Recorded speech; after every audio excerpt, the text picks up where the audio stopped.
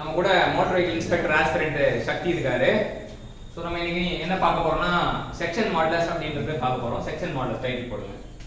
Section modulus வந்து ரொம்ப ரொம்ப முக்கியமான விஷயம். எப்பவுமே வந்து ஒரு வேரியபிளை பத்தி படிக்கிறோம் அப்படின்னா ஏன் படிக்கிறோம்ன்ற காரணம் தெரிஞ்சுக்கணும்.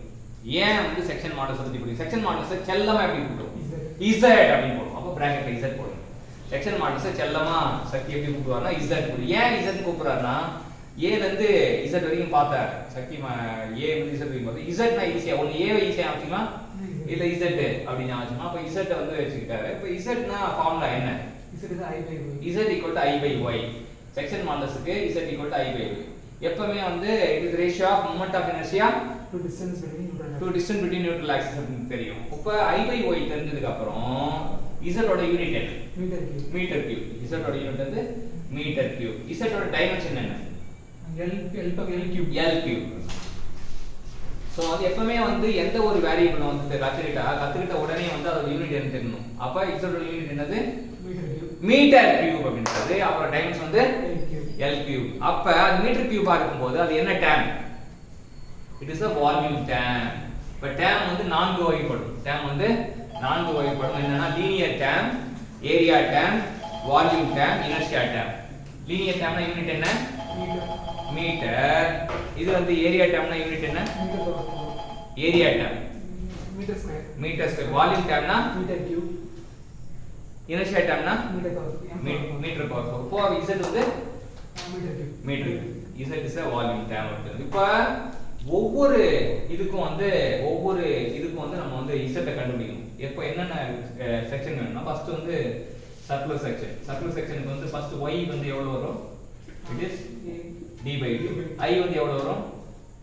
It is 5d power 4 by 64. அப்ப z என்ன வரும்னா I by y வகுத்தோம்னா என்ன வரும்?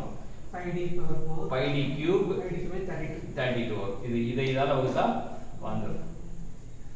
சரி, அப்புறம் அடுத்தது ஆலோ சர்க்கிள். ஆலோ சர்க்கிளுக்கு வந்து இங்க வந்து ஆக்சுவலா டயர் 5d by 2. இங்க வந்து 5d power 4 minus d power 4 by 62 64 அடிச்சோம்னா 32 வந்துரும். ஆனா d வந்து அங்க d power 4 எடுத்தோம்னா 5d cube by 32 1 minus k power 4. k is the d by d, small d by capital D அப்படின்னு டெரைவ் பண்ணி கத்துக்கலாம். அடுத்தது ஸ்கொயர். ஸ்கொயருக்கு வந்து என்ன வரும்? a by 2 வரும். Moment of inertia a power 4 by 12. a power 4 அடிச்சா பிறகு a cube by 6. a cube by 6. அடுத்தது b d. அப்ப இங்க வந்து d by 2, இங்க b d cube by 12 அடிச்ச பிறகு b d square by 6. So இதான் வந்து செக்ஷன் மாடல்ஸ்க்கான ஃபார்முலா. நமக்கு என்ன கேட்பாங்கன்னா செக்ஷன் மாடல்ஸ் வந்து ஏதாச்சும் ஒரு செக்ஷன் மாடல்ஸ் கேட்பாங்க. இப்போ நமக்கு நம்ம எக்ஸாம்ல வந்து என்னன்னா distance from the neutral axis இந்த 4 இது கேட்கலாம்.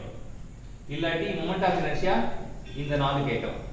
இல்லாட்டி செக்ஷன் மாடலஸ் இந்த 4 கேட்கலாம். ஆக மொத்தம் இந்த செக்ஷன் மாடலஸ் படிக்கும் போதே நம்ம என்ன பண்றோம்? 12 ஃபார்முலா படிக்கிறோம். செக்ஷன் மாடல்ஸ் படிக்கும் போதே இது ஒரு 12 ஃபார்முலா. 12 வாங்கினா ஒரு டசன் வாங்கினா நம்ம என்ன கேட்போம்? கடையில போய் ஒரு டசன் வாங்கணும்னா கேட்போம். ஒண்ணு ஃப்ரீ கேட்போம்ல, அந்த ஃப்ரீ தான் வந்து z equal to I by y. z equal to I by y. ஆக மொத்தம் வந்து 13 ஃபார்முலா. சரியா? ஆக மொத்தம் 13 ஃபார்முலா. இங்க y-ன்றது y max ன்னு தான் சொல்லுவாங்க. ஏன்னா வந்து y ன்னு தனியா சொல்ல மாட்டாங்க, y max சொல்லுவாங்க. சோ max தான் வந்து d by 2. சோ நமக்கு இந்த 12 ஃபார்முலாவும் தெரிஞ்சுக்கணும். அப்புறம் இந்த செக்ஷன் மாடல்ஸ் ஃபார்முலா தெரியணும்.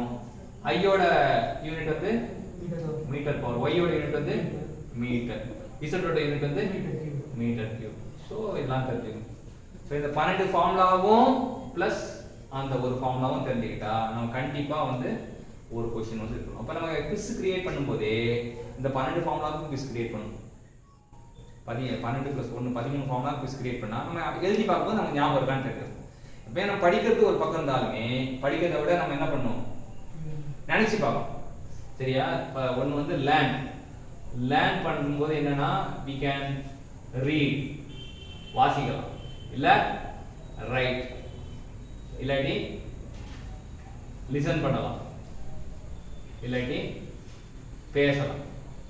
ஆனா லேர்ன் பண்ணதுக்கு அப்புறம் யூ ஹேவ் டு அப்ளை பண்றது என்ன அப்படின்னா you can write test practice.